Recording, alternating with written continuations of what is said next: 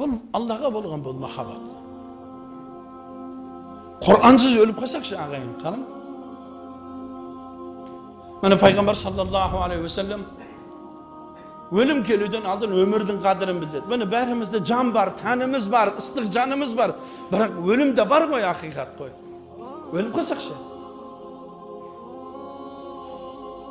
Телефон шығып, Фейсбукке кіріп, ВК-ға кіріп өліп қалсақшы.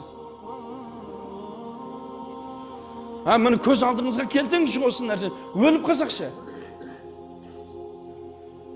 Бірақ біз өлім келмейтіндей өмір сүріп жатырмыз да, өлім бізге келмейтіндей, мен өлмеймін дейтіндей өмір сүріп жатырмыз да. Жоқ ағайын, өлім келеді. Әрбір мұсылман баласы өлімге дайын жүру керек. Өлімге өте қатты болу, дайындық болу керек. Ya eyyuhellezine amenu ittaqullaha haqqa tuqatih ve la tamutunna illa ve antum muslimun. Ey iman keltirgen bendiler, Allah'tan şinimen korkuda korkыңыз. Müslüman bolup ölüңіз, kafir bolup ölmeңіз deydi. Qarang, Müslüman bolup ölüge hareket kılayık.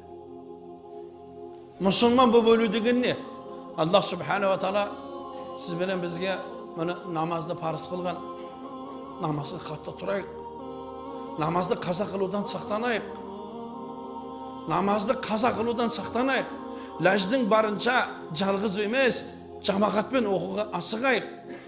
Үйде көкіла әйеліміз бар. Оған айтайық, Аллахтан қорқ. Ертең сенмен ажырасатын уақыт келеді. Ертең мен өлермін, сен өлерсің. Өсіп қалған балдарымызға айтайық, мен сенің әкеңмін. Немесе мен сенің бауырыңмын. Намазыңа қатты қатал бол бауырым. Müslüman болып өлің, kafir болып өлмең деп жатыр. Яғни сіз білен біз Müslüman болып өлуді Аллахтан сұрайық. Ағайындар